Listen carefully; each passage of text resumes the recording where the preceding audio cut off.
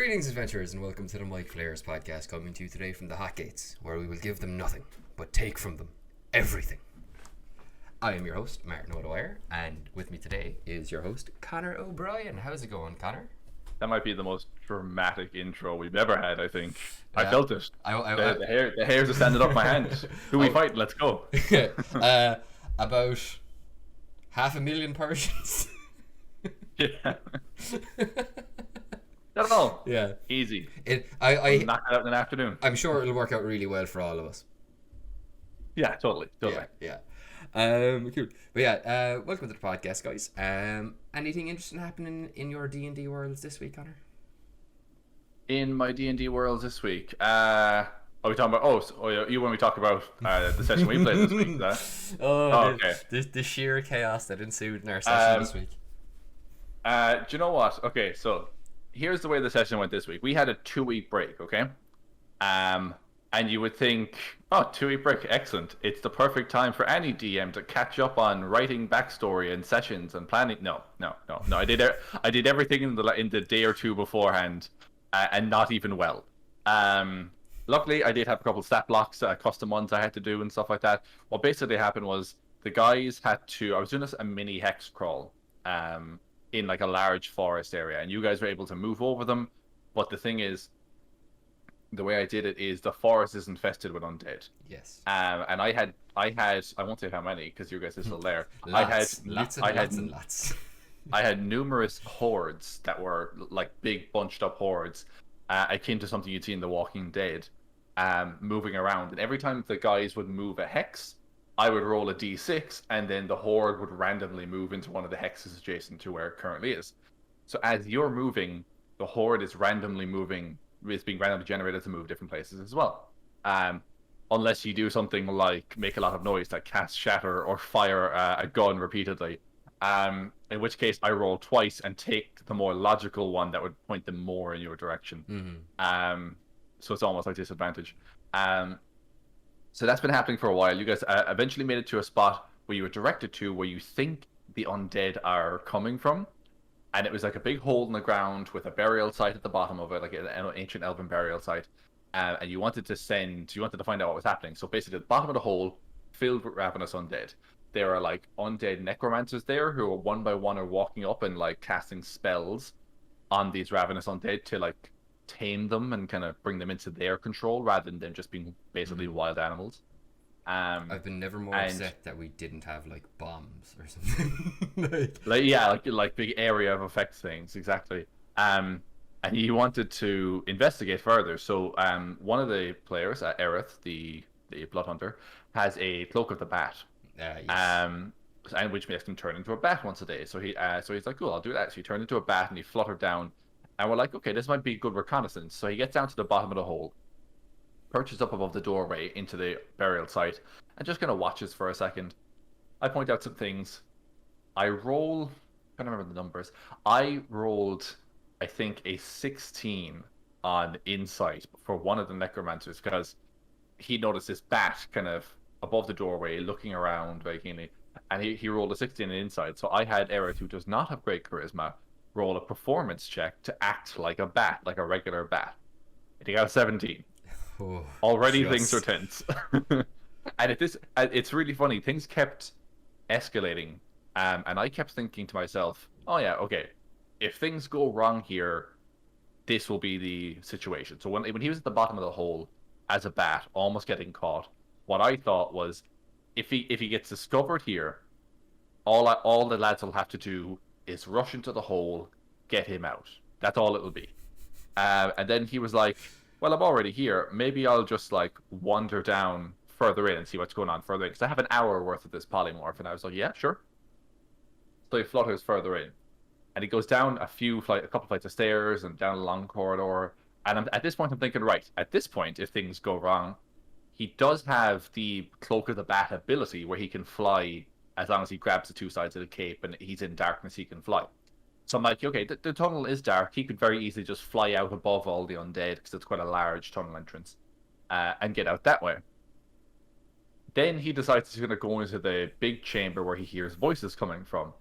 And in that chamber was one of the former, the long story, One of the player characters died previously, and then got resurrected, but as kind of like what I'm calling a water white, which is almost like how people come back to life in Game of Thrones, like the when the fire priestess Melisandre revives people, and they're alive, but they will tell you themselves that they're empty inside. There's something not quite there, and basically he came back like this, and that was just a slippery slope to him eventually.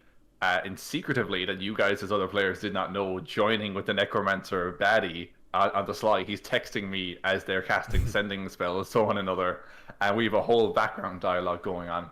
But basically, one way or another, this secondary or this dead body resurrected became a full-on NPC bad guy, and you guys have been kind of hunting him because the original, now resurrected, truly is in your party. If that makes sense, it's very confusing. Yeah, zombie clone of one of our party members. Basically, yeah. So he flew into the room and he's like, I'll have a look around. And he sees this guy who we're calling General Sazerac talking with one of the necromancers. And I have him make a stealth check and he gets like a 6 or something terribly low. And then he's just fluttering above like that in the air. And they stop talking and they look up, and he doesn't know it's a person in polymorph, but he's like, oh, the sound of that bat flapping is annoying. Kill that thing, will you? And the necromancer just goes zap and hits him with a bolt of necrotic energy. So he's down in a hole, through a tunnel, in a room, with one of the big bads, and just hordes of undead everywhere. And he's just lost his polymorph and blown his cover. You guys are out of that room, up a corridor, up a stairs, up another corridor, into a hole, up a ramp out of that hole, and across a field inside the forest. Yeah. And all of a sudden, it turned into 3 other people having to rush in there as fast as humanly possible, while he tried to hold off a baddie. He was just not equipped to fight in close quarters. Aerith is a ranged combat guy with not a lot of health. And the Sazerac is he's based off of one of our party's barbarians who can take a lot of damage and deal a lot of damage, and they are, so it's and Aerith took 50 points of necrotic damage when he got knocked out of bat form.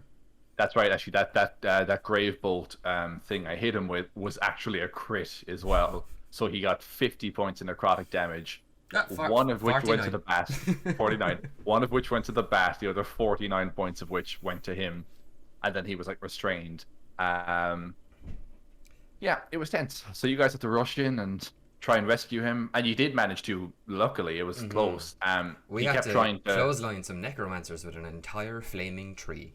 The 2 barbarians grabbed each side of an entire trunk of a tree and charged a bunch of whites with it, and rolled it down the ramp into the hole to knock all the other necromancers and whites over. It was on fire at the time, also. It was also on fire at the time. And honestly, you probably wouldn't have made it, only for the fact that Aerith succeeded on a persuasion check to challenge the Sazerac to a fight. And the Sazerac was like, fair enough. Like, and I thought to myself, like, would Mike's character Wabu, who is the original character that became the Sazerac, would he be willing to just fight some stranger for the sake of it? And I'm like, yes, he absolutely would. That is totally within character for him. And Aerith, who does not have good charisma, rolled, I want to say, like a 17 or 18. So luckily was able to do that, and just about lasted 3 rounds against him before getting knocked out. I think it was the 4th round he got taken down on, The 4th round he got taken out because he didn't have any uses left of these boots that let him move an extra 20 feet as a bonus action. And that was the only thing keeping him out of range. Other than that, he just had to deal with opportunity attacks. But he managed to avoid this enemy who takes 4 melee attacks as an action, takes 4 melee attacks a turn, and each of them does a d8 because they're long swords, plus I think 4d6 necrotic on each one, which is insanely deadly. I'm looking forward to fighting him again. Well, yeah. The thing is, if it's you and alive Wabu fighting him, you'll have substantially more of a chance than. Now, don't get me wrong, this guy's really powerful, but you'll have far more of a chance than then Aerith, who again is very much the ranged fighter and does not fight in close Yeah. quarters. I love though is his entire strategy came from a conversation me and him had about if there was like a battle royale between the party, how it would work, and he was like, I would just need to stay as far away from you guys as possible and just pepper you with stuff, because if you get near me, I'm dead. Yeah, that's the thing. We talked about it, like, because obviously he's really really good and does a lot of damage over range, but he's really And squishy he's as well. a decent amount of health as well though. Like he's not super squish. Like he's got Bloodhunter hit die. Like they're D10s. He does, but I mean, like, you guys are all level 10 at the moment. Yeah. You and Wabu, who are the barbarians, you have 111 hit points. Yeah, I think Wabu's. I think Wabu has 97, 90? or he's in like the 90s, I think. And then Aerith has 70 something health, which isn't terrible, but it's also not great. Yeah. And again, like, he's just not built for close quarters fighting. So like, if he did do a battle royale and all the party faced off, if you fought him in open ground, like, he could just keep moving away from you and taking shots at you from a distance, he'd almost certainly win. But if it was the other way around and you guys had him in close quarters, he wouldn't stand a chance. Yeah, and that's literally how he just played it. Then he just kept making Cesarac use his action to dash, and I was really surprised. And honestly, from a position of me running that the Cesarac against him, it really put me in a position where I didn't have much I could do, because I would move my 40 feet and then dash to move the additional 20 to get up on him. But then that's his entire turn. So then I'm like, okay, well, that's his turn. And then Aerith would move away. And because he has to use his bonus action to activate the boots to move that additional 20 feet, he can't disengage. Mm-hmm. So he does have to take the opportunity attack. But like, he took, I think, an opportunity attack 2 of the 3 turns, or 3 of the 4, I think. Yeah. I think one of them missed. Yeah, one missed for sure. So he took 3 of them, right? And 3 of them was enough to take him down. Had the Cesarac gotten a full round of attacks off him, which is 4 attacks, he would have went down in that first round. Yeah, and minus 2 death saves as well, because the 4th attack would have been an auto crit. Would have been an auto crit, yeah. And then he would have had his body dragged back through that portal and to God knows where, and Gavin would have been showed up this coming week with a new character. Yeah. Oh man, that was so tense. That was just everyone. I'm gonna run as fast as I can. I'm gonna run as fast as I can. I'm gonna run as fast as I can. So much. I came out of this room and went back out into the hall or whatever when that session was done. Headphones were off, and I took a breath, and I realized only when I walked out of the room how cool it was out there compared to how roasting it was in this room, because I was sweating so much that I'd nearly killed him. That was so tense. Gavin thankfully. To be fair, Gav nearly killed himself.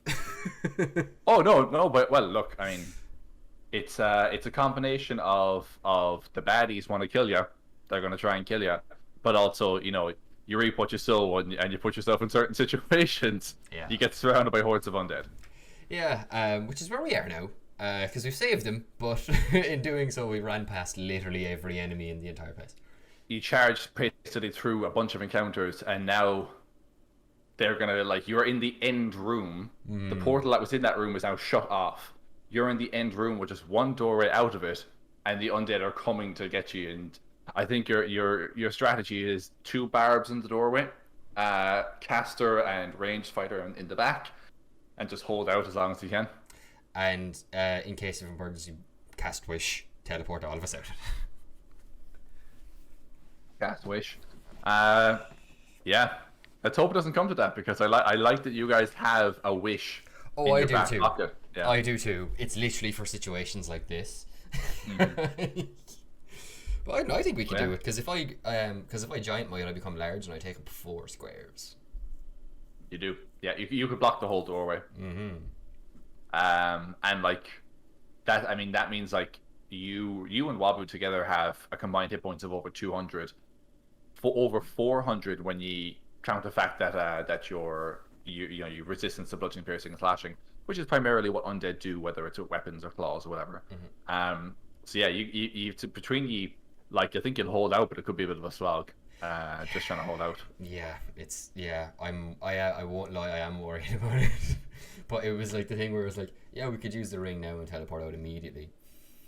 Mm-hmm. But if we did this, it would be really cool It would be really, really cool to like kill and like just literally like hold this space, which is may have been what inspired the intro today.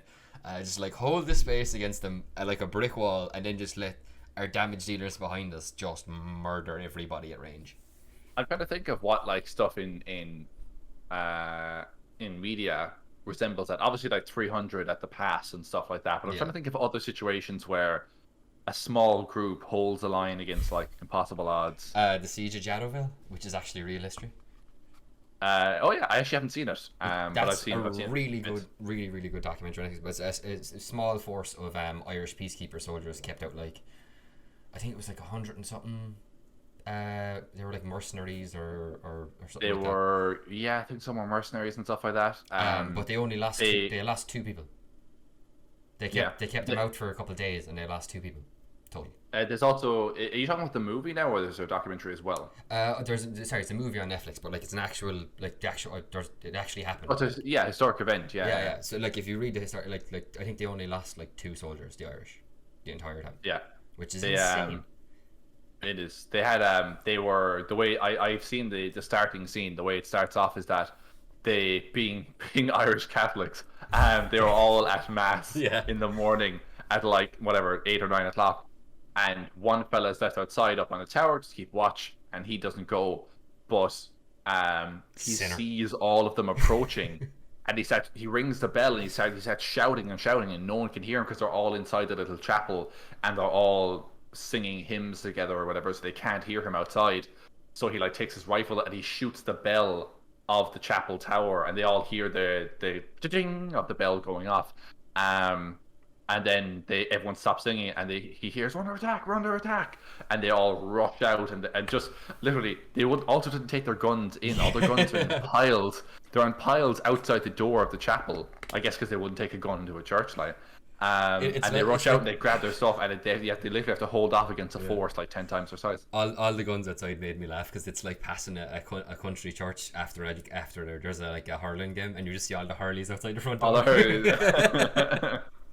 A bunch of helmets in it with the Hurley stuck through them, like just leaned up against the wall. Oh god, man! Things only people from Ireland would get. Oh god, excuse me. But yeah, other things like that, small forces keeping out large ones. 300 is probably, like, the Battle of Thermopylae is probably the most famous one, I guess. Yeah, I guess to a degree, and we cite this way too much, but it is, I think for both of us, it's one of our favorite cinematic moments. The Avengers holding the line in New York. Yeah. When Cap's like, when Iron Man's like, "Call it, Cap," and he has the line. He's like, "You do this, you do that, you do this. Let's do it." And we talk about this like every second week. Yeah, I know. But that one panning shot of them going like, there's Iron Man in the air, then on the ground, and he flies up, and it's Hawkeye, and you follow Hawkeye's arrow, and it just goes through all of them. And again, what is not technically a single shot, but is strung together like a single shot, and it's just a brilliant cinematic moment. Really, really well done. There's a fantastic episode of Supernatural where the 2 boys get arrested, because obviously they're going like the entire way through the series, they're going around the country like killing things and that look like people, and impersonating police officers and showing up at crime scenes and all this stuff. And I think like they eventually get caught by the cops, and the cops have them imprisoned in this jail cell, and then word gets out to all the demons that the Winchesters are in prison in this jail cell, and so demons just start possessing everyone in the town around the jail cell. And it's like this small, like, it's literally like there's like a reception area, there's like 3 or 4 cells, and then there's like the like, it's literally like a small square building, and just shitloads of demons come all around. Go 30 minutes in, it's fine. Shitloads of demons come all around, and they just start trying to break in, but the way they do really, really cool stuff to reinforce it, like they do like all these like devil's trap symbols, which are like pentagrams with all these different runes in it. They do them underneath all the windows, so if a demon jumps through the window, the second they land in it, they can't move.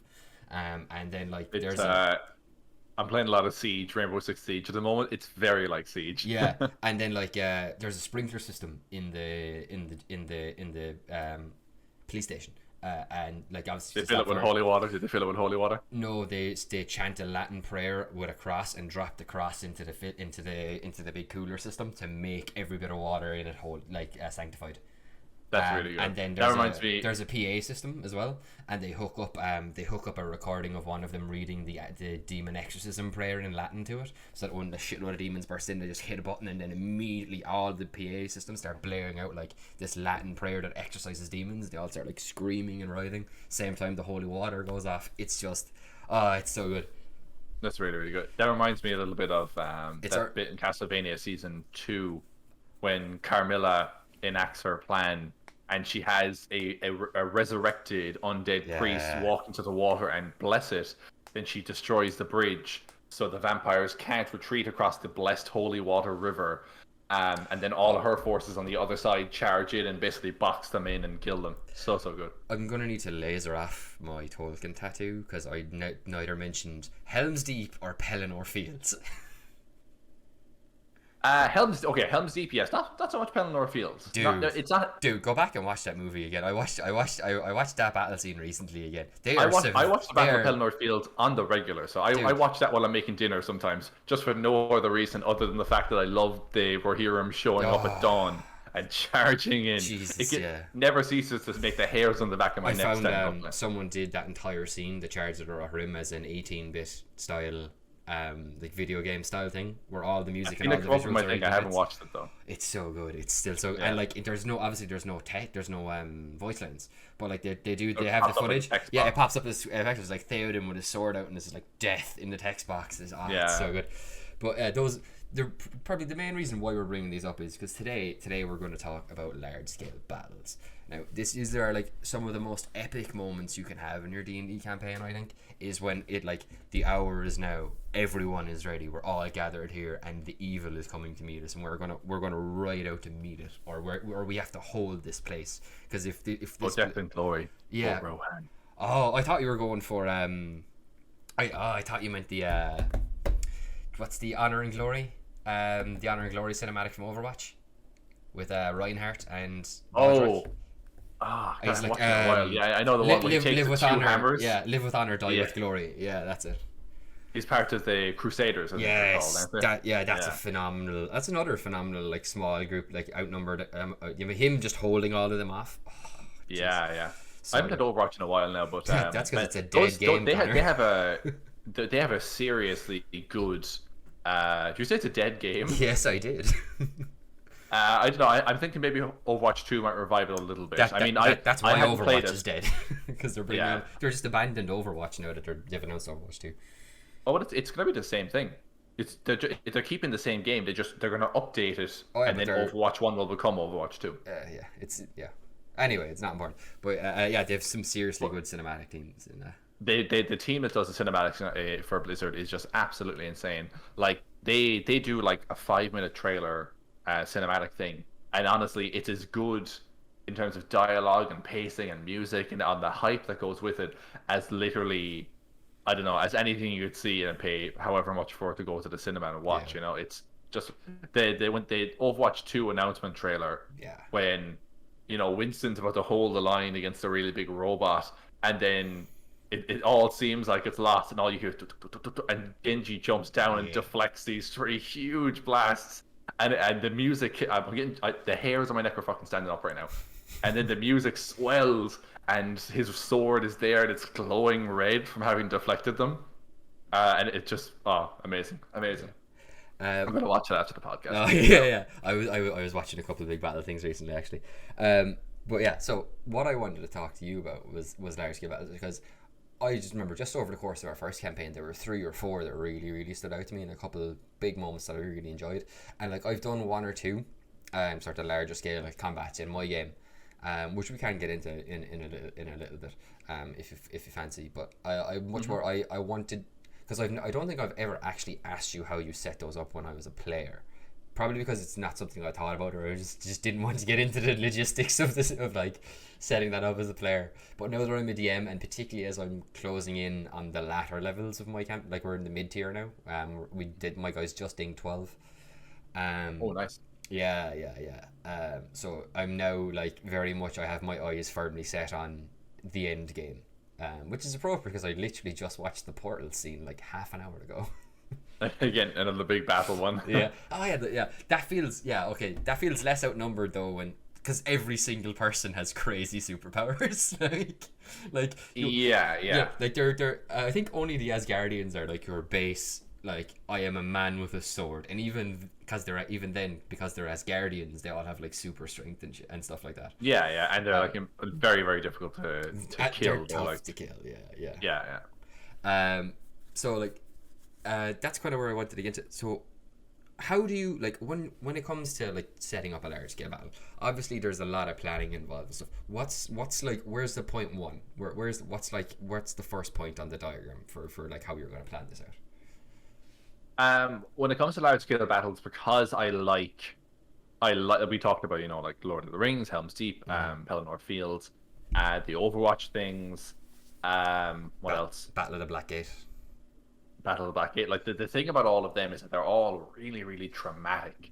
They reach this insane peak of excitement and adrenaline, and I try to frame battles always in such a way that, like, I don't ever see myself with D&D simply being like, I don't know, simply being like, you guys crest over the hill and you see two forces engaged in a fight where it's already happening and you don't know the context or whatever. Like, for me, setting it up in a cinematic way, typically everyone loves the charge of the cavalry / infantry, who's the head of the spear. Like, even, okay, you can even give the Hobbit movies whatever guff you want for overly using CGI and all that, but the bit where the bell breaks through the barrier and swings back, and then Thorin rushes out and all the other dwarves are like, "To the king," and they all rally and stuff. It's still an amazing moment, really. Like, cinematically, it's beautiful.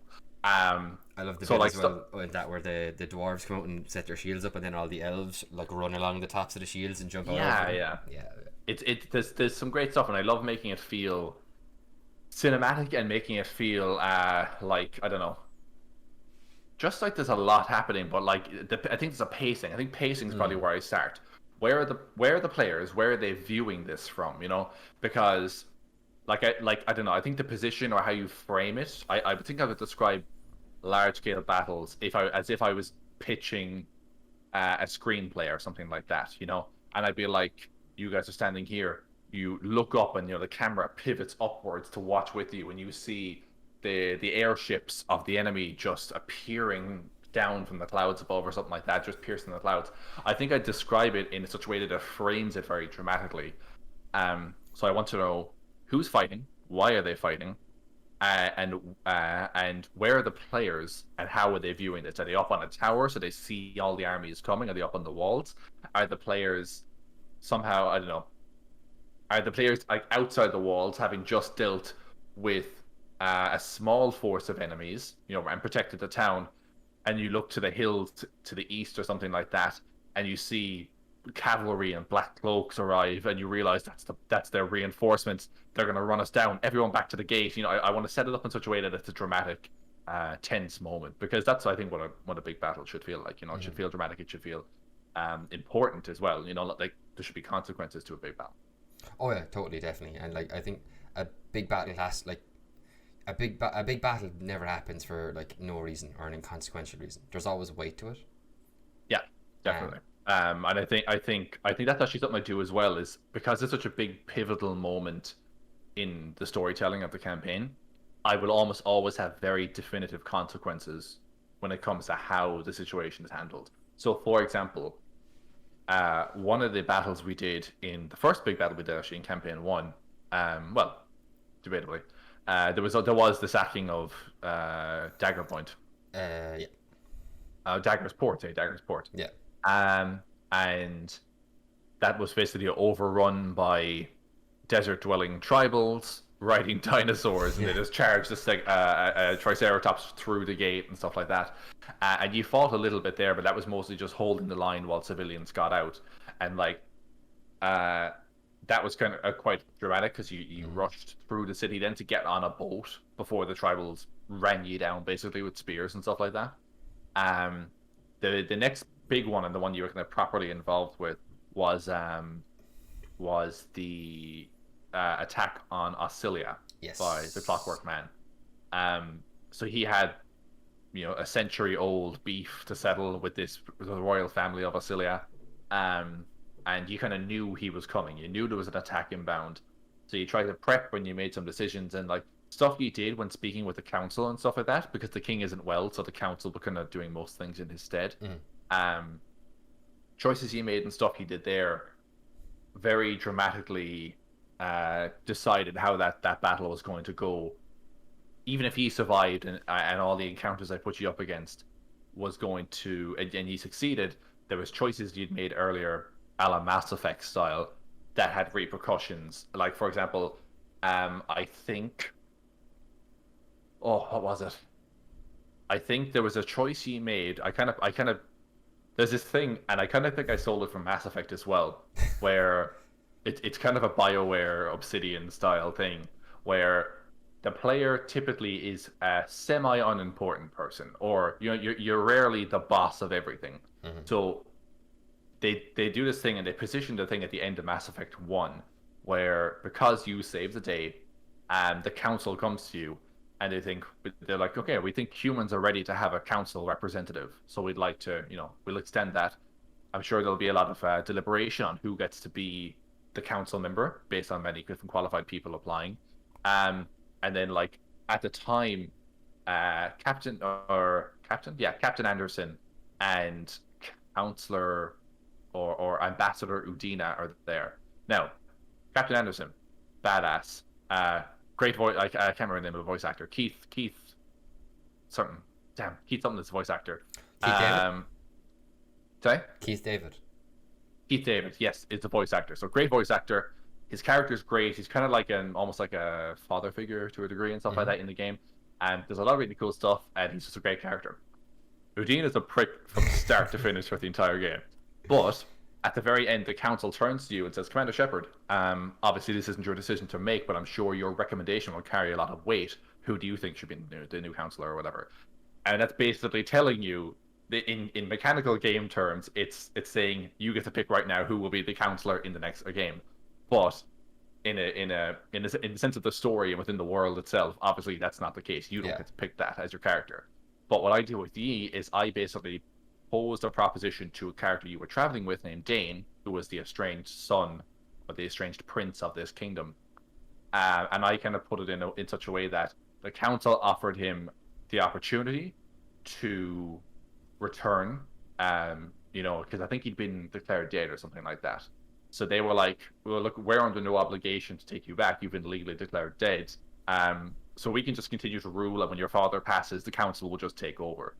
Alternatively, and what we would like is you could reclaim your position, but immediately dissolve the monarchy.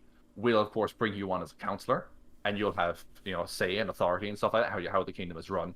But what we want is more of a democratic kind of thing going on here, where we get to rule as the council as opposed to one man making all the shots. And of course that was Dane's decision to make, but I had him ask Yi what you think he should do, and he was literally, whatever he decided or whatever advice he gave him was going to be the definitive thing.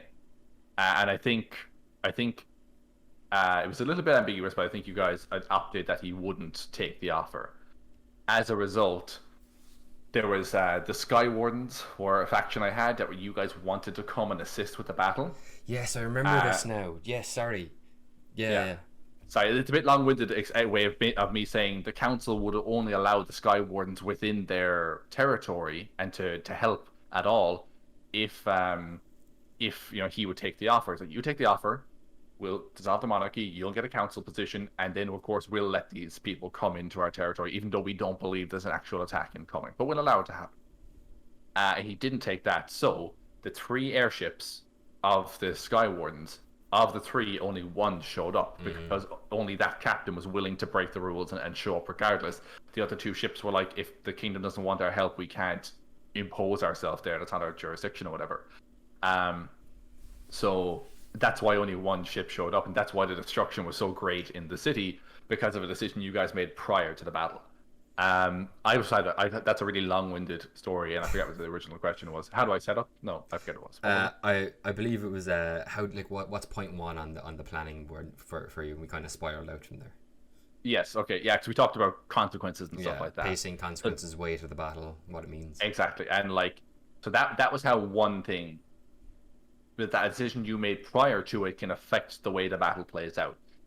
So then, because obviously there isn't any hard mechanics in D&D Mm. for running these large scale battles, you can kind of fudge it a little bit and kind of just take some of the rules and kind of mesh them around to make it kind of work.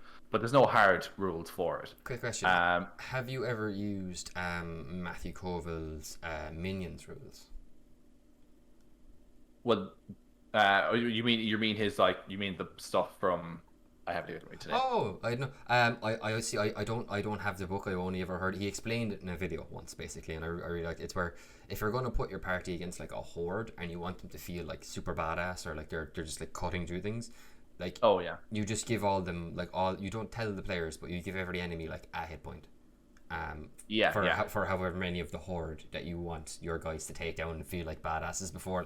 Say like back to Lord of the Rings again. It's the Mines of Moria. There's all the goblins come through and they're getting taken out by Boromir and Aragorn and Legolas with the arrows. But then they break. But then the doors get busted open and here comes the cave troll, and the cave troll is the real fight. Yeah, Yeah, that kind of thing. Have you ever used the minions rules? I'm just curious. I did in campaign 1. You guys were going into the Underdark through an old dwarven mine, and you rode some rail cars down into a deep part of the caverns. Yes. And when you arrived in this small, abandoned little dwarven town, this underground town, Warning the sign entire... 1. Sorry? Warning sign 1. Yeah. The town looked, quote unquote, totally abandoned.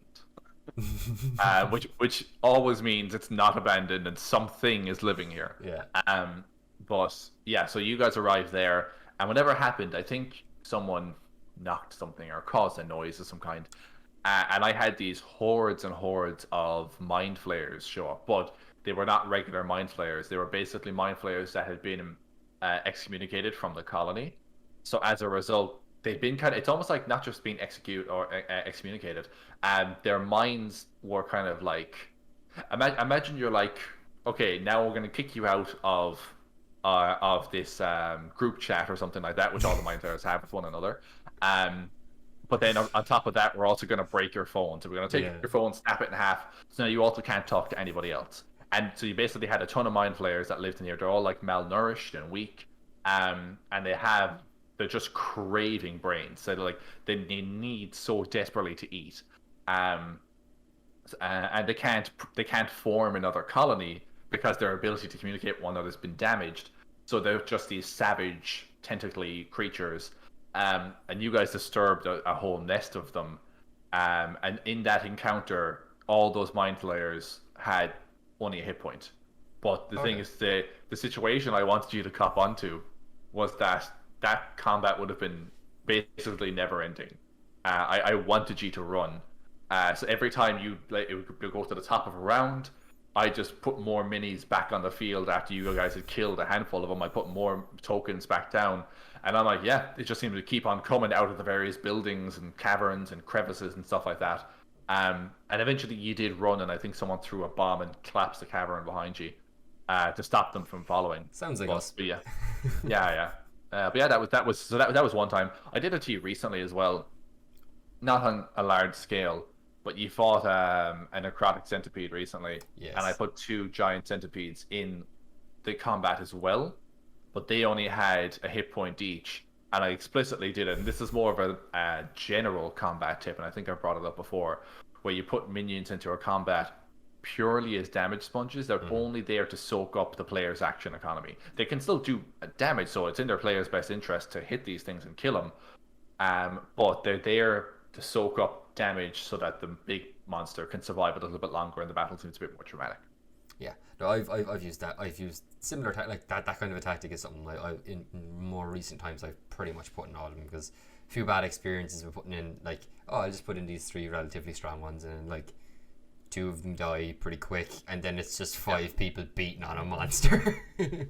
Players will almost always target the most prominent monster. Like if you go, oh, there's 3 werewolves. There's like one who has like, I don't know, a spear, and one that has an axe, and then there's one who stands about a foot taller with a huge great sword in his hand. Every single person on the first round will be like, oh, obviously I attacked the one with the great sword, because why else would I attack any other person here? Yeah, or if it's ever immediately obvious that someone is a spellcaster. Yeah, exactly. Or target the spellcaster, or target the healer. Like, it goes like target the spellcaster, and then the more intense version of target the spellcaster is target the cleric. Yeah, exactly. Yeah. As soon as someone reses someone, the entire party goes murder. Yeah. It's literally it's any let's play again to bring up Overwatch. It's going, damn, that mercy keeps healing people and resurrecting them. Get the mercy. Yeah, and that's why some clerics can wear plate. Exactly. Yes. Your War, Tempest, can't remember a few others. I'm sure. Forge, and for the AC on Forge clerics, just from. I really want to play a Forge cleric. They're so cool. They're so good. I want to play like a dwarven Forge cleric whose goal in life is to make a hammer worthy of Moradin.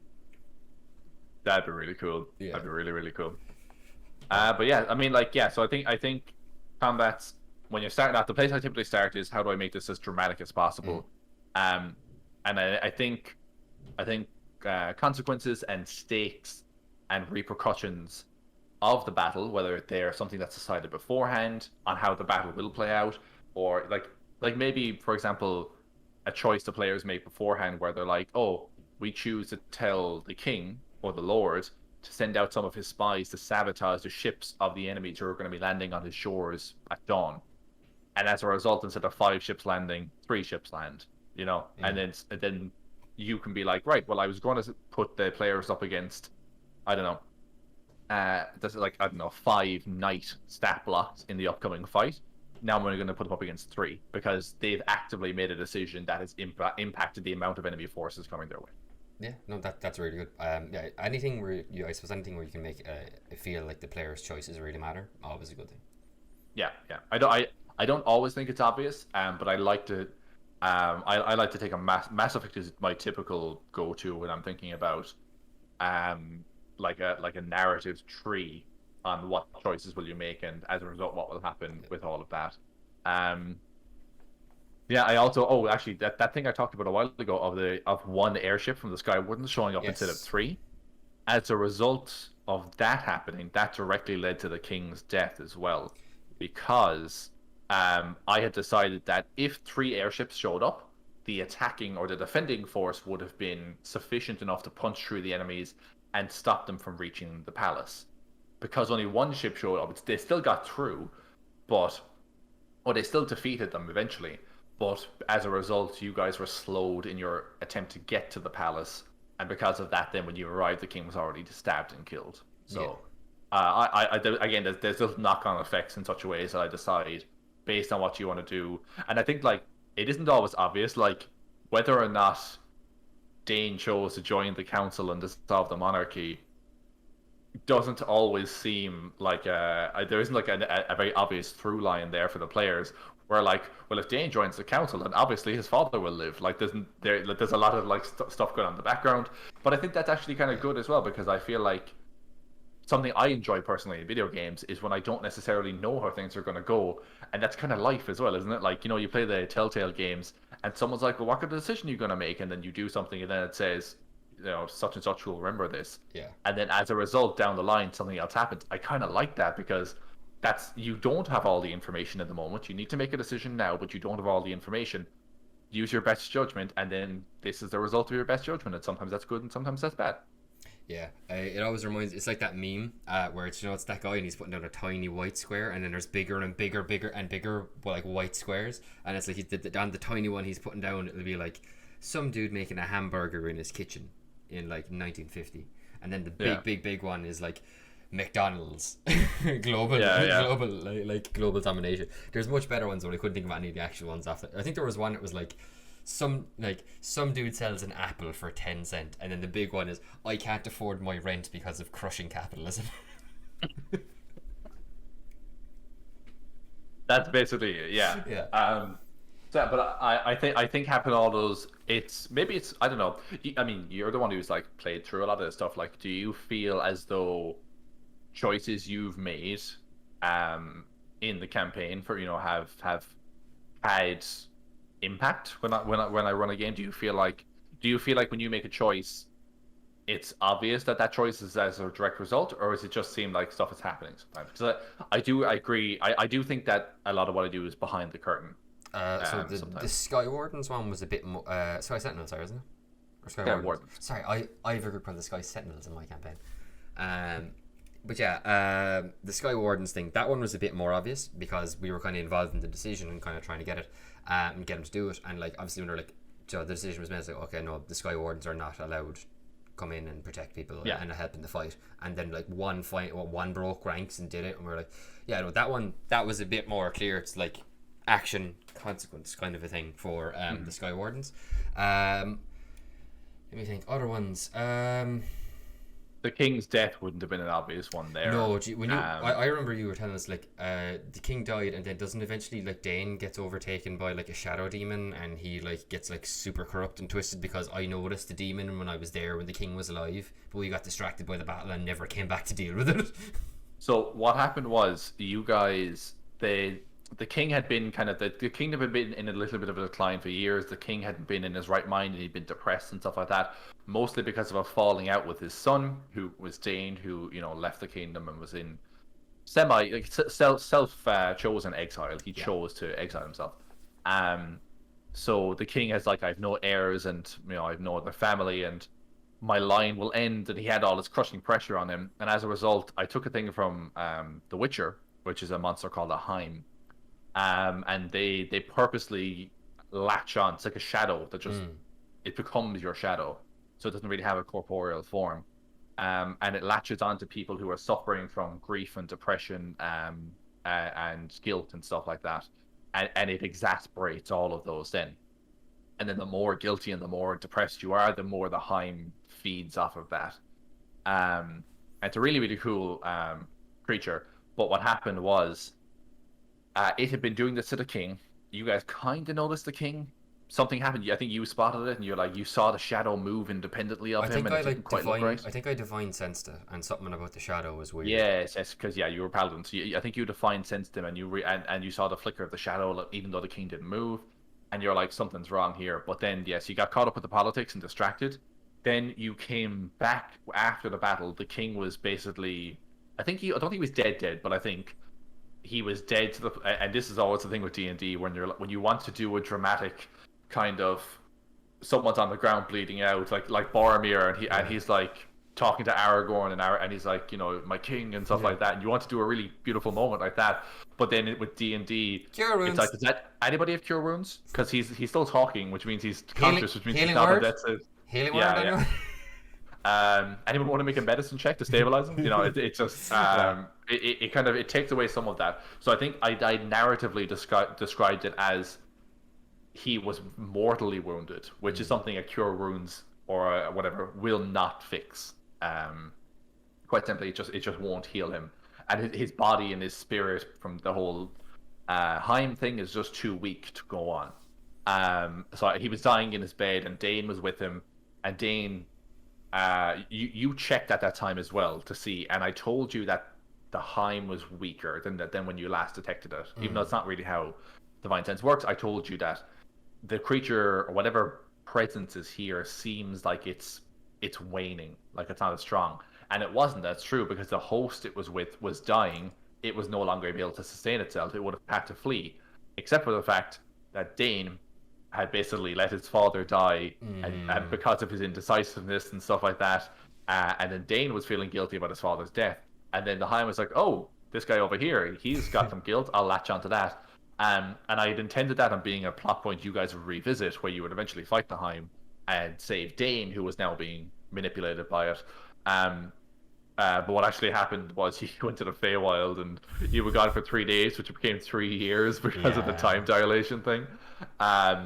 So I actually had a different group called the Red Riders. The Red Hoods. The Red Hoods, the Red Riders, they go by a few different names, which are basically a group of werewolf and monster slayers that are just literally led by Red Riding Hood herself. She She didn't just save her grandma from that time. No, no, sir. She murdered that wolf and then made a career out of it. So I had her name was Redna. I think her name was Redna. Was her name? Yeah, Redna. I should reintroduce her in this new world. Actually, she was great. But yeah, she's basically straight up Red Riding Hood. And they took the job instead. And I decided, like, you know, if you guys ever went back there, you'd find out, and there'd be a whole quest that you could save Dane, and he would become a good king again, and stuff like that. What actually happened was that Redna and her people took the job instead, because that's what they do, they hunt monsters. But as a result of that, you guys or Dane died in the process. Like I decided if you took the job, you as players being elevated above everyone else, had the option of doing this to best and saving him and restoring order and all that. Although the Red Hoods did save the palace, which had kind of been shrouded in shadow, Calamity Ganon style, it was still resolved. The grander situation of it was resolved, but Dane was killed in the process. Yeah, that was. I remember that was that one at the end of the campaign where we were like, "Oh yeah, Dane's dead, by the way," and we were like, "What?" I'm like, "Yeah, you guys disappeared for 3 years." He basically, and like, I'd always kind of wanted to revisit that. Just 'cause I thought, you know, I think bringing stuff back around is just nice because there's a familiarity with it where players resonate. I think where like you guys could be like, "Oh yeah, we were in this city and we know these characters because we." So when you revisit something 4 or 5 levels later, it's like. It's almost like players don't need for you to introduce them now. It's like you already know this part of the world, therefore you have ties to it, and it makes for more compelling storytelling, I think. Yeah, no, I think it's like any time where you can like narratively kind of bring it all around and bring it back together and like do that like perfect like loop closing thing. I think that's always super satisfying, and particularly when it's building into something like a large scale battle. You bringing up the Red Hoods there is actually a really good moment for us to talk about something that I wanted to talk about, because it's probably, for me anyway, probably the most memorable large scale battle I've taken part in, which would be the Battle of Alaterra, when Garroth and the army of undead besieged Eru's hometown. Yes, that was like a multi-stage, multi-layer, like so many moving parts kind of a fight. How did you plan that out? Because to give a super high level overview of what happened, army of undead attacked this like island city with home to like an order of like extremely vengeful demon hunter paladins, and it's connected by this one big huge stone bridge to the mainland, and they basically came over and tried, and like the bridge ended up being destroyed, and the undead like swarmed the island. The island got like completely undermined by like undead purple worms, I believe. They were undead purple worms. I took that idea from Gears of War 3, where these giant worms basically tunneled out all underneath the city, and then the city collapsed as a result. Yeah, so like it literally, like, there was an undead dragon, the city sunk into the ocean, there was like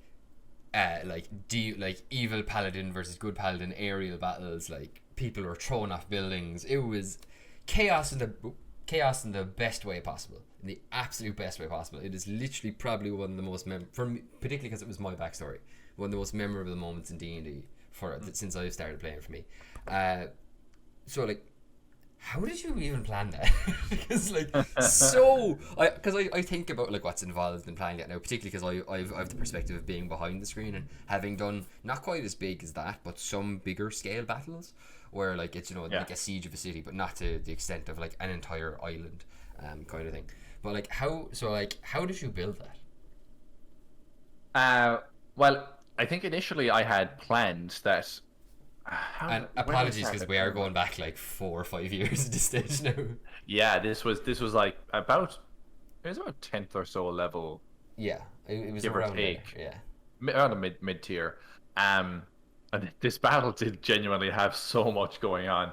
I can't remember which one I started with. I had planned that you would fight in one of the two places, either at the cathedral fortress itself. Mm-hmm. And you would hold off on the bridge and stuff like that, or that you guys would go down to the village, which is like a little ways, like the cathedral's kind of up on a hill, a little ways back inland. Yeah. And if you go over the bridge, onto like the land mass and then follow a road down. You kind of in a small village, which is the port village of this larger cathedral. Um, and I can't remember which one I originally intended on you doing, but I think at the end of one session, you decided you were going to that you'd split the party basically. Yeah. And the paladin, the rogue, and the monk decided they'd go down to the town, and then the sorcerer and the arcane trickster stayed in the thing along with an NPC who was so broken, and I did not intend for him to be that broken. I basically made a guy. He was a guy from your backstory. His name was K. Yeah, K. Yeah. His name was K Iron Fist. And he was a paladin. I made him. Martin only gave me a name. He gave me nothing else. So I made a wood elf paladin monk combo, and he was Way of the Sun Soul. Yeah. Way of the Sun Soul, and then Vengeance Paladin. So he was literally punching bolts of radiant energy, and then doing radiant damage from smites on top of that. And he was fast. Like, he can move really fast, and he was armor plated. He was so broken. So he ended up being a really cool recurring character though. But he was basically with them back in the fort. So I started running. Basically, when I came back the next week, I'd planned out, okay, 2 battles are going to take place simultaneously. I'll have 2 battle maps. Which seems really complicated. It's actually the easiest thing in the world to run 2 battles simultaneously. The only thing you need to consider is that they're happening in separate places, and that you have 2 maps on the table. Other than that, like, when you think about it, if you have 5 players in one place, you're going to put down enough minis and enough monsters in that encounter to suit those 5 players. If you have 3 of those players here and 2 of them over here, you're going to put enough with the 3 players to suit 3 players, and enough with the 2 players to suit 2. But it comes to the same sum of parts, you know? Yeah. So it's actually really, really easy. And then you just roll an issue. You don't have to do 2 initiatives. You roll 1 initiative.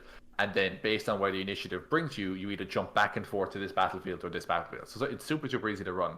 And it can be really, really dramatic as well to have 2 fights going on at the same time. Oh, totally. The bouncing back and forth kept it really tense.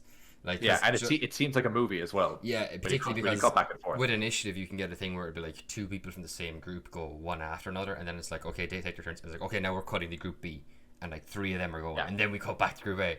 It was so cool just the bounce between, because I remember that because like I was part of the melee, because I think our base, I think if I remember rightly, our logic for it was Monk, Rogue, and Paladin were all the close range melee fighters, so we'd go down to the village and we would stop the sea-borne invasion, or we would like hold the line there as much as we could, and then meanwhile our more long range people, because we'd an arcane trickster, with a crazy who's an archer with a crazy longbow, and then she didn't have the longbow. She didn't have the longbow just yet, and then we had she had the longbow speed, I believe, though, so she did the extra attack. She did, so she had 2 attacks with it, and then we had our sorcerer who would like spells with like 120 foot plus range on them and stuff like that. That was our rationale, and for some reason splitting the party didn't seem like a bad idea back then. And then like you basically, you guys down in the town had a bunch of ghouls and stuff like that crawl up out of the water and charge you. And here's the thing about this, right? So you were down there, you fought a bunch of ghouls, and then while that was happening, there were thousands of imps just fluttering around 100 feet above you in the air, tittering in infernal, just like observing. They were just there to see the show and to see all the destruction. Among them was also what was his name? Gareth, who was from your backstory, he was your quarry as a vengeance paladin. And you were, and also a death tyrant, who I can't remember what I called him. I think I called him General Gore or something like that. Yeah, General Gore. And he was basically a death tyrant who controlled all the legions of undead. So the undead and the demons had allied with each other, and they were just sitting there in the sky, flying, observing the fight. And my plan was always, you guys will fight the ghouls and stuff, which will be an easy fight. You'll brush through it, and that just softens you up a little bit, and then Gareth will come in and fight you. But the thing is, the ghouls, you guys are rolling really bad. The ghouls are rolling really, really well. And you should have been able to breeze through that, but you actually ended up having like a lot of trouble going through them, and it lasted way longer than I thought. Um, so that weakened you more than I thought it would. That made And things then tense, Gareth, though. That made things real tense. yeah, and then Gareth actually did join in, and he was really, really beefy and really powerful. Um, and at the same time this was happening back at the cathedral, the sorcerer and the arcane trickster and the paladin monk combo, I put like three undead ogres or something like I that, think or they're three or undead four giants. undead ogres. I think they were ogres at the time, so I don't think I had the Oh, stat okay. block for that. But at the same time, that dragon you'd faced earlier in the campaign had been resurrected, and he crept over the back wall, which I thought was amazing. But then actually, the monk paladin guy ended up just absolutely pummeling the dragon to death again, Oh man. and he just destroyed him. But so there was that, and then you fought Gareth and you killed him because you thought he was a demon. You'd written in your backstory he was a demon. Mm. I changed it that demon was like an exoskeleton that he wore, and when you killed it, you went over to his body and you thought, "Oh, it's done." And then his body split open, and an elf came out of him and stabbed you in the back. I've never been more confused in my entire, because I remember as well, because you said like it was like his body splits open and something what looks like a dark version of Eru bursts out of his body and stabs Eru through the back, and I was like, what kind of fuckery is this? Yeah. So and it was a crazy powerful +3 sword called Judgment. Oh, I miss Judgment. I miss Judgment so much, Connor. But like he just stabbed you and then did a lot of damage, and then you discovered, oh, he's actually an elf all along who had taken like a demonic form or a fiendish form. So then it became a whole race back to the tower. So it went from being two battles happening at once. My planning of it started off that it would be one battle. Then I had to plan for two battles at once. Then one battle went too well because I accidentally put an NPC in who was just too powerful, and he absolutely destroyed an undead dragon. Giga And then broken. the other battle didn't go well enough because you were flailing about against these ghouls, which he should have been able to clean up in a heartbeat. Yep. So things kind of went off the rails a little bit, and then the fight happened with Gareth, and you won.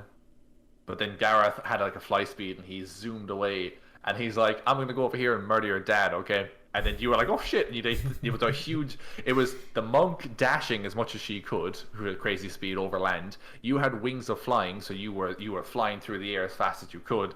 And the rogue was action, full movement action, bonus action for like a triple dash. Oh no, he was swimming because in the meantime, Kay had broken the bridge. Was he swimming? He was, because Kay broke the bridge. Well, I mean, there was a lot of overland stuff before that, but I mean, Oh. like, you guys were it was a huge race for the 3v to get back to the castle, Yeah. and I think- you had I like think it 60 was foot of fly 'cause- speed. Oh no, because he wouldn't have had the snake armor yet, actually. Yeah, Yes, yeah. but he didn't- yeah. he didn't have a swim No, speed he was thing, running. yeah. He was running. Yeah, sorry, he was running. Yeah. I'm thinking of a different fight. Apologies. But you got back there just in time to watch Gareth like hold your like what would he be like your He was like my adopted character's father, like I guess. stepdad. Yeah. Yeah. And he kind of held him out, and there was a moment in the way the action economy lined up is that he was holding his action to drop him, just let him go off the tower, and he's like, if you move, I'll drop him here, and then like, it was a whole thing, and then you have to fly. You charged Gareth, I think, actually. Yeah. I tried to rubby tackle him back into a tower. I like Yeah, charged he- him to try. he- Yeah.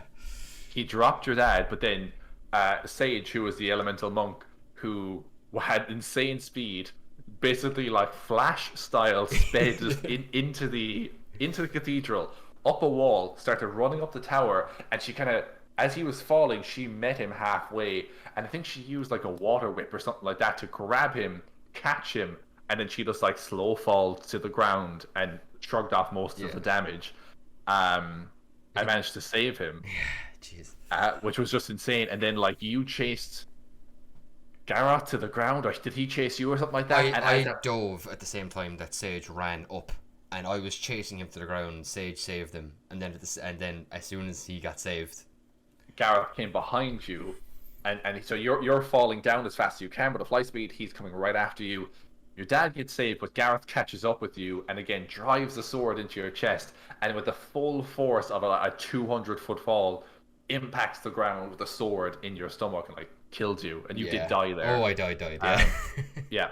Um, it was an absolutely insane encounter. It went from a single combat that I planned to two simultaneous combats that again one going the way I wanted it to, one not, to a chase sequence, to a very tense resurrection moment where Oh my your god. god Kurok, who was like he was like a demigod, um, offered he basically said you were dead, your death saves, everything gone, everyone's dead, and you appear to your god naturally then, and then he's like, are you ready? And you're like, send me back, I'm not done, I have to finish this.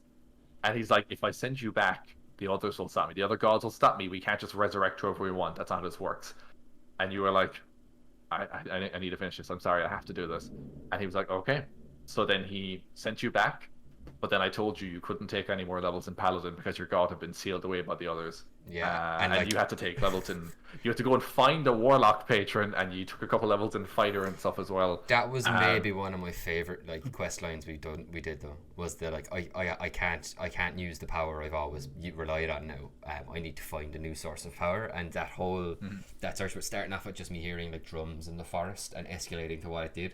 Oh man, that honestly, like from that whole stretch of time from the Battle of Alaterra to like me finding a new my Warlock patron, maybe like that whole stretch is probably like my favorite part of the entirety of campaign 1, just for my character. Like there's other parts that would top that as a like for our group as a group, but for like my character, that's like my Grog Strongjaw kills Kevdak arc for Eric, Yeah, is what I would definitely. consider it. I did like I was really happy with how that came about, and how I think I was like you were. It was a nice back and forth because I was doing things that you were reacting to in a really cool way, and then I was reacting to your reactions, I think, in a very good way. Yeah. And it kind of it came up with this really really good story where, like I said, your god was sealed away. You still had again 10 or so levels in Paladin, so you could still do all that stuff, but you just couldn't gain any more power. So then you took some levels into Warlock. You found a different patron, in the Feywild, who gave you some levels in Warlock. And then you took a couple levels in Fighter, I think, as well, to just to No, buff yourself out. 17 Paladin, 3 Warlock. No, you took No, I took Fighter initially, and then I changed my mind. I said, "Can I go War?" Oh no, sorry, you did. Yes, you let me. I took a few Fighter levels, and you let me drop them later to go back to Paladin. because what happened was you did some other stuff in the meantime. You couldn't take any more Paladin levels. You obviously couldn't do Warlock just yet because from a narrative standpoint, you hadn't gotten to the point where you met a patron yet. Yeah. So you took a couple Fighter levels just to kind of, I guess. I guess from a narrative standpoint, that was just you focusing on two. Sorry? I think I took literally two Fighter It was levels. you took 2 or maybe 3. I think maybe you got some Battle Master stuff, No, but again, you dropped I it don't. after a while. I definitely didn't get to the subclass. I think I at least took 1. I maybe had 2, but yeah, You got champion stuff. no, I was For the going. crit on a. I was going to go for it. Okay. But then when if I was going to go for that, if I didn't get a Warlock patron before we would level again. Yeah. But honestly, it worked out. Like I said, it worked out super cool. Ewer had a really, really great arc where he kind of again got the vengeance he wanted, and then he had to kind of he relied on Kurok as his god for so long, and then he had to kind of like look elsewhere for help and stuff like that. And then I think that kind of came both in the form of the patron he eventually sided with, and also with the the party and the people that kind of around him, some of the NPC people and all that. And it came to a really cool culmination where you fought. Was it you drank the tears of Kurok, Became semi-divine.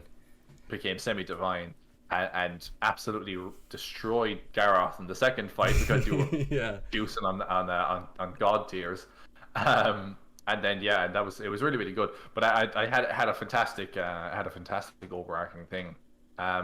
There was if you don't mind me hijacking things a little bit, by all means. a different way. We were talking about a while ago about how we kind of planned some of the battles, and I think what we talked about a lot so far is how battles we'll say again, there's no hard rules for large scale combat in D&D. There's a few ways you can do it, and a couple ways I've done it. That worked pretty well for me. So I think these can be good tips. Um, the easiest way to do this is to make it so that, damn it, is to make it so that any large scale battle, right? So you have your party, and maybe they're part of one army, and then on the other side, I did this for the Auxilia battle with Clockwork Man's forces. Oh, I remember. We had like a cavalry charge. I remember that, didn't we? Yeah, exactly. Yeah. So, but you were outside the wall, and you had to like defend the gate, sorry, actually, you got tricked into going out because you saw some smoke in the distance, and Yes. a small force was like, "We're heading out. Do you want to come with us, or do you want to stay here and defend the wall?" And both of those are valid. I had maps made it ready for both of those, but you decided no, we'll go out with you and find out what's happening out there. And it was purposely a small force to draw out some of the forces outside the wall, so that the main force could attack the city. But what I did with that was it was basically just a regular D&D combat. It was you and then an appropriately leveled amount of enemies to fight.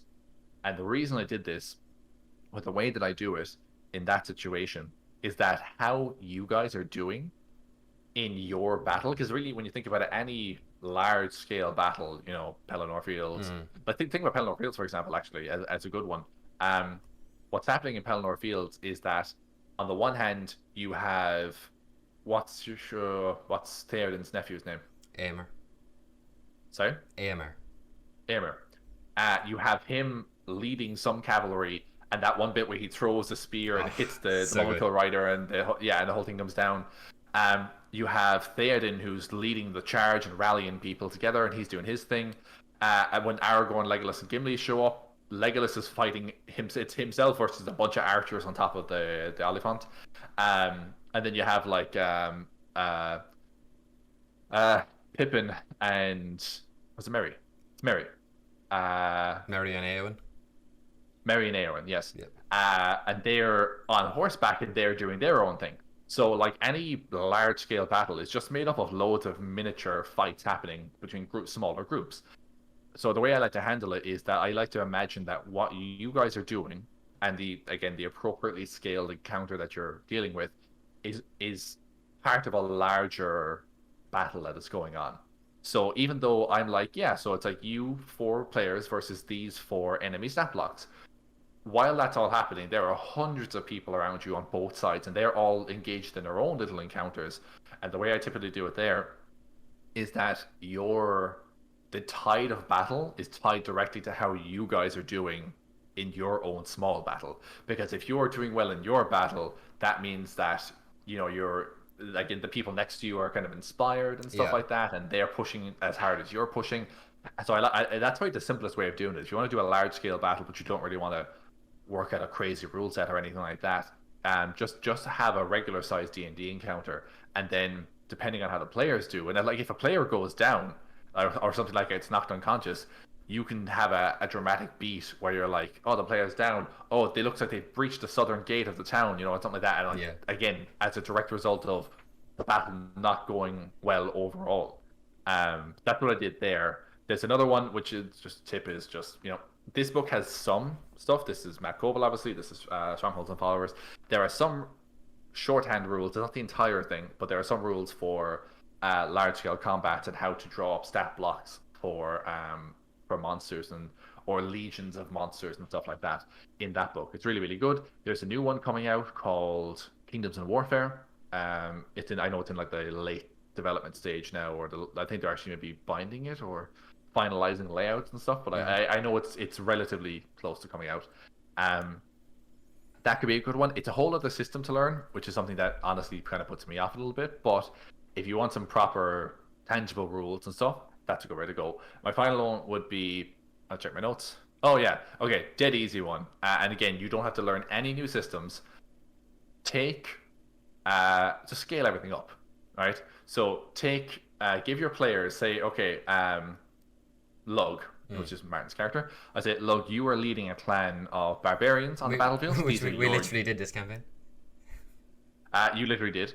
But I'm like, if I want to do a large scale battle with you controlling them, what I would do is I would give you control of literally a barbarian stat block from the monster manual, and I would say this is what you have, right? I'd give you a single token that you put on the battlefield, but instead of that token sitting in a 5-foot square, it's inside of a 50-foot area, a 50-foot by 50-foot area, and that one token represents about 50 barbarian warriors. Cool. And then you basically play it out, and how well that you basically play D&D combat exactly the same, but how well they do is based on how well that you're just counting the hit points of a group as opposed to the hit points of an individual. Likewise, when they make an attack, it represents a bunch of people charging with spears as opposed to one person striking with a spear, and you scale the whole thing up, and you can have a huge battlefield map where you have, like, again, you could also be like, okay, this is actually a legion of cavalry, so I have knight stat blocks, and also you're on a horseback, so again, you just take a horse stat block and a knight stat block, and you put them, you give that to the player. And I thought about this, I was always thinking about this today. I think it'd be a really cool way of doing it. It allows you to have these huge, large-scale battles. You don't have to learn any new systems. But if you wanted to, and I hadn't thought about this fully, so I've not had this fleshed out, you could do something whereby, depending on, and maybe I'm going too far down the line of trying to, I might as well be reading strongholds and followers and stuff at this point.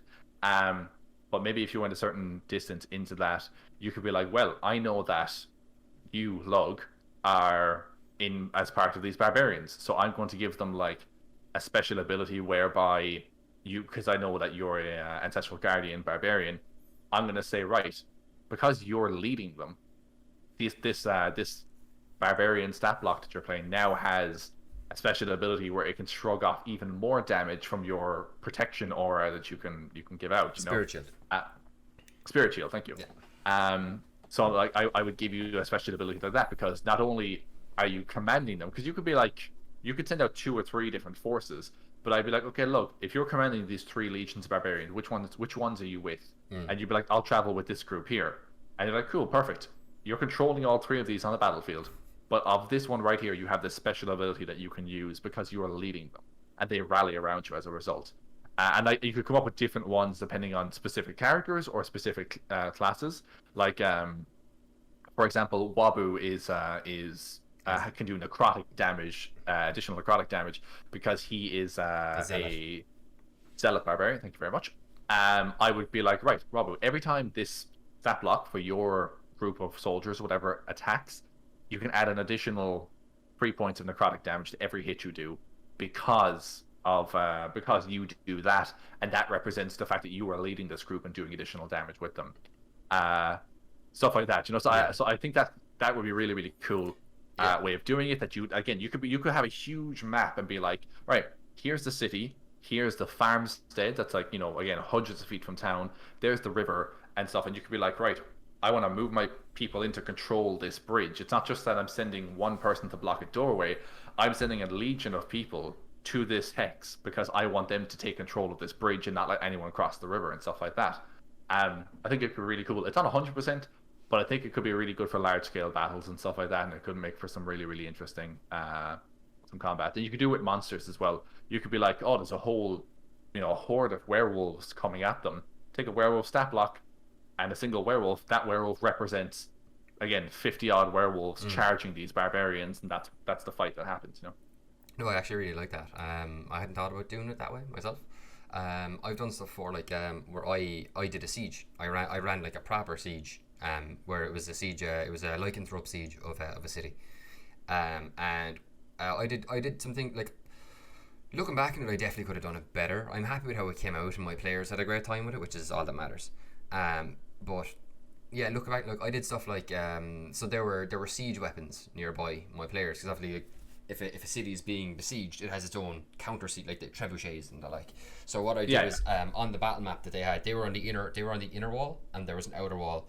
The outer wall was being besieged, and they were firing over. What they didn't know, that they thought they were just firing. Then we were just firing rocks. What they were actually firing were these giant leather bags filled with giant skeletons over the walls, so that would pass. There was like a magical force field over the city, so that it would pass through the force field. The bag would incinerate on the force field, and then the bones would drop into the city. And when the bones were in the city, necromancers would raise the giants behind the walls. Right, yeah. So cool. my guys had their own trebuchets. So I did a round of siege combat where all the enemies went first and all their trebuchets went over. And then I was like, all right, I had 4 players. Like, right, each of you commands a trebuchet. Go ahead and tell me what you want to hit, what you're aiming for, and then we'll make a dice roll for it and see if you hit. And they did that. And then I goofed. I got so caught up in the combat because there is so much to run when you're doing a large scale battle. I got so caught up in the combat I actually forgot to have them roll damage. I just described them like blowing, like the trebuchets hit the ground and like werewolves just go scattering for like 10 feet into the air and stuff. It was really cool and really fun, and the look on their faces when they were like, "Huh, why are they chucking bones at us?" And then then 3 giant skeletons rose up behind the walls and they had to fight them. Oh, it did lead to one of the coolest moments in my campaign so far, though. My rogue has walloping ammo, which, if you're not familiar, is it's magical ammo. But its big thing is that when you hit someone with it, they have to make a DC 10 strength save, or they get knocked back 10 feet. And there was like a giant skeleton climbing the wall, and it had like crested just up over the top of the wall, Attack on Titan style, where like you could just see its face. And my swashbuckler just pulls out his pistol, loads of walloping ammo bullet, just goes. And like shoots it straight in the head, like point blank, straight in the face. Fails the strength save straight off the side of the building. Very cool. It was very, so very cool. It was so cool. I'm trying to think of something.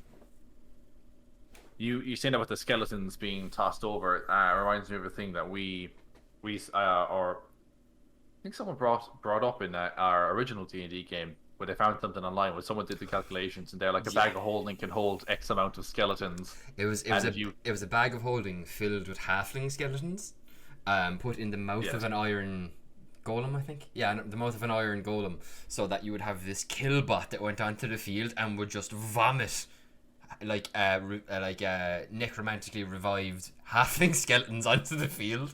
And it was like a mobile army inside an iron golem. There's a monster actually like that in Sent into Avernus, where it's this big furry thing that swims up through the River Styx. Oh, that's horrible already. One second, actually, I'm gonna bring it up here because honestly, it's when you hear what it does, it's absolutely ludicrous. It basically vomits multiple. It's how they travel through the River Styx. They don't take a boat. They all get inside this creature's mouth, and then it just vomits them back out onto the surface. It's like the worst version of the Tauntaun scene. I thought this smelled bad on the outside. Whereas Descent, no, actually, what I'm doing, it's not in source books. It's in Adventures. Because it's a mad adventure with all your friends, and you can meet Joe Manganiello's characters, both of them. Oh, I love the stat block for them. Null is such a cool stat block. He's a death cleric turtle. I love him. He looks so heavy. Okay, so the creature's name is Crockek Toek, I think it's called. Krakatoa. It's a gargantuan fiend, right? It has a bite attack which does 10d6 plus 9. Jesus. It's very, very strong. It's a gargantuan sized creature. It's amphibious, has swim speed, blah blah. Its main thing though, it's called Disgorge Allies. It recharges on a d6 as well, right? So the creature opens its mouth and disgorges 1d4 Balgoras, 3d6 gnolls, led by one gnoll Fang of Yagnu, 6d6 stretches, and 1d3 Vrox. Or 1d3 Vrox. The monster manual. The creature disgorge. Each creature it disgorges appears in an unoccupied space within 30 feet of the Cortex mouth, or the next closest unoccupied space. It's absolutely insane. It just I don't even know how you would fight that, because the creature itself is so insanely powerful in and of itself. But like you're talking about, I don't know, 2 Baralgoras, but if we're talking averages, 10 odd gnolls and then 1 gnoll Fang of Yagnu, 66 stretches, which are not powerful, but as we talked about earlier with minions and stuff like that, just to have them on the field soaks up action economy, and makes a whole it kind of drains your ability to do damage because you have to take care of these small things. Mm-hmm. And then 1d3 Vrox as well, which are no joke. Yeah, you could put a Vrock against a medium-ish level. You could put a level 8, level 9, level 10 party against a Vrock, and it would be a decent fight. They do a lot. They have a whole thing where they have a lot of poison abilities because of they adjust almost like a moth. They let off a lot of spores and dust and stuff like that. It's insane. They have 200 plus hit points as well, don't they, Vrocks? That's a good question. Let's find out. They're like a I was only looking at one recently. 104. Oh, okay. Do you know what? I think I'm thinking of a deep crow. Or maybe Deep Crow. Deep Crows are cool. Yeah, they're really cool. I wanted to use one, but we got past the underdeck. But yeah, I think I'm just looking at it like it's an absolutely insanely powerful creature, and it's very much like that where you have this one creature that will just vomit up dozens and dozens of other creatures. Yeah. Yeah, that's a lot. It's a lot to deal with. That's an awful lot to deal with in terms of as a DM trying to do that.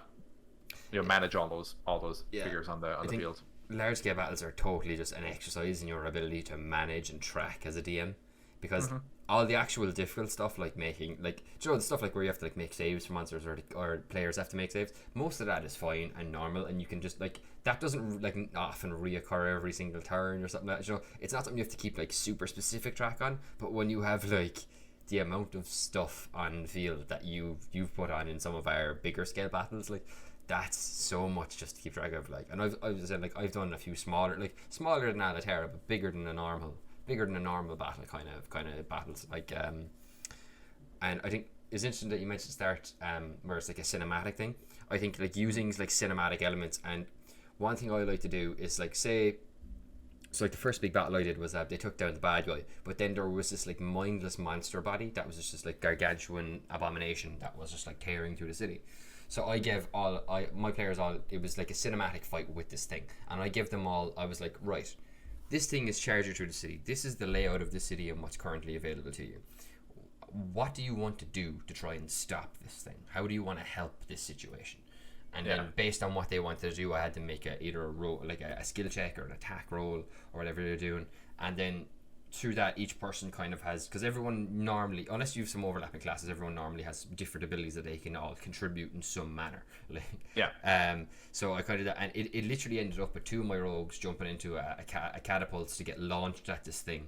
At the same time as my sorcerer like disintegrated as part of its side like a bunch of magic missiles, and the druid turned into a giant octopus to full on kaiju battle the thing. That sounds weird. That's actually an interesting way of doing it as well. Like this is like talking to be about clear, this is like post like this. It wasn't like it isn't really a fight. This is more just a moment to give everyone a bit of shine and kind of cap it off. Like the actual part where I was paying attention to like their health and the health of the monster and all that thing. That was the real boss fight. The real boss fight that was hard to get through, and then but this was just kind of like a stinger or just like a let's just use all our abilities in fun ways and do something awesome. I like to kind of throw stuff like that in every so often. Well, yeah, I mean like that can be. I mean that's actually a really great tip. I mean like you can do. Like if you're talking about large scale battles, it doesn't have to necessarily be that you go into combat. Like you could do a skill challenge thing like that as well, where you're like to the players, how do you want to stop or slow down the attacking force? And someone might be like, I can cast fireball. That's a big area of effect. And you'd be like, yeah, cool, do that, and you can blast a bunch of enemies at once. And someone else would be like, is there like a ballista up on the wall or something like that defending the town? And you'll be like, yes, sure, make an attack roll with that. And you're not really doing combat, so to speak, but. Or it might be a case of make an attack roll with the ballista, and you're like, okay, I want to fire at the enemy catapult to stop them from destroying our siege weapons. And you're like, yeah, cool, do that. And you can or I don't know, I can't think about other stuff. You could also be like, you could very easily be like as well, hey, I'm really charismatic, and I maybe have the inspiring leader feat or something like that. Can I know. I think that takes like a minute or 10 minutes of a speech. It's 15. Is it okay? Yeah. Well, okay. Instead of something like that, you could be like, look, I have high charisma. I have this thing. Can I give an abridged version of that as the troops? Kind of like Gandalf in Minas Tirith when he's like, "You are guardians of Minas Tirith, the realm of men. Whatever comes through that gate, you will not. Whatever he said. What's he say? You will not retreat." You will not retreat, yeah. And like, okay, obviously for comedic effect, 3 armored trolls burst through, and they're like, "Oh shit!" Yeah, but I'd retreat. Screw that. That's fancy. Yeah, that's exactly, the fancy equivalent of a Sherman tank. Yeah, exactly. Yeah, but I mean, I think the kind of principle of that's really good though. Gandalf was inspiring leading the troops, so even someone who might be like a rogue and be like, "I'm not really good at killing. I can hit one person really, really hard, but I can't do much else than that. But I do have high charisma. I'm a swashbuckler. Can I talk to the troops and tell them?" This is your city. You're going to defend it. Blah blah blah. And then I'd be like, okay, make a persuasion check or something like that. Then if you're doing something like that with a rogue, you could even go further, because like what's the first thing everyone associates a rogue with is stealth. You could be like, okay, Yeah. you're a rogue. Make a stealth check and see if you can sneak behind enemy lines and sabotage their siege weapons. Exactly, yeah. And again, another prime example, like these are things the players can suggest so that a large scale battle, because like think about Minas Tirith, for example. Minas Tirith didn't just happen in the space of a few minutes or even a couple hours. It's It was like a days. couple days. Yeah. Yeah. And like so you're constantly repositioning troops, trying new strategies. They're like, oh, now they're attacking the southern wall. We have to defend that. How are we going to do it? Position your players like, all right, what tactics do you think you need to do? And someone might be like, oh, how much oil is in the city? Can we burn them with oil? And then you go, cool, make an investigation check to see, and that kind of represents both you and maybe the handful of soldiers you say, hey, all of you with me, we're going to go look for oil. That represents the group of you searching for oil, and depends how much you're going to get and how effective that will be. Perfect example for that, from that earlier lycanthrope siege I mentioned. My druid Mandroy, he had move earth and they had time. So he dug a big ass pit outside one of the gates of the city. And then, the day before the battle, he cast hallucinatory terrain. Great. And do you know what they filled that pit with? Spikes and oil. So that when all the werewolves came charging down, they all fell in, and like I narrated, like literally this pit just get filled, because it was like an 80-foot pit he built. Like almost to the brim it fills with these guys, and overflowing with oil impaled on spikes. And then I was like, all right, Mandra, you see this happen, what do you want to do? He goes, how far? The pit's 100 feet away from the walls. Yeah. And I was like, yeah, you told me you dug it 100 feet. Cool. Firebolt. Just ignite the whole thing. Boom. Yeah, it went up like Christmas. Beautiful. New Year's, Beautiful. 4th of July. That's it, yeah. That's the one. Hey, it's 4th of July this weekend. Oh, it is. But Martin, Yes, Conor. that's all the time we have for today. Ooh, we'll have to grind the battle to a halt, so. We will, yes. No, that was awesome. I've been wanting to talk about this for a while, because a lot of my favorite moments in D&D are from our like larger scale battles, because that's when you get into the crazy stuff where everyone's combining abilities and stuff. And yeah, I couldn't think of anyone better than I to have a chat with about this on the podcast right now. That was dope. I'm actually so excited. I want to go off and like plan a big battle now. I haven't done many this campaign. Maybe I need to. This campaign's a lot more small scale. Yeah, But we did one like pretty big one where all of us with Rune. Yeah, where we led the like 50 killed into the take out the undead. That was pretty awesome. that's really good. I think that could have been better, but I still like how it panned out. Yeah. But yeah. Yeah, that was it. Okay, so Conor, where can people find you on the internet? People can find me on the internet on Twitter at 0.Conor, ZeroPointConor, 1 N, very important. And mostly you can find me here on the Micflayers podcast every Friday at 6 p.m. Irish time on YouTube, Spotify, Google Podcasts, Anchor, Breaker, and Radio Republic. Hey, nice. Yes, available on a bunch of new audio platforms if you want to take us with you on the go and you don't have time to watch videos or watch us in work. You can find me mostly on the internet on Twitter. So sorry it's over, which is in the right hand corner there. You can also find me on the Micflayers podcast official Twitter, which is at Micflayerspod on Twitter, which you can also find in the furthest right hand corner of your screen. And similarly to Conor, you can mostly find me here on the Micflayers podcast every Friday, 6 p.m. Irish time. And with that, we'll say goodbye from me, goodbye, and a goodbye from Conor. Later, folks. And we will see you on the next episode of the Micflayers podcast.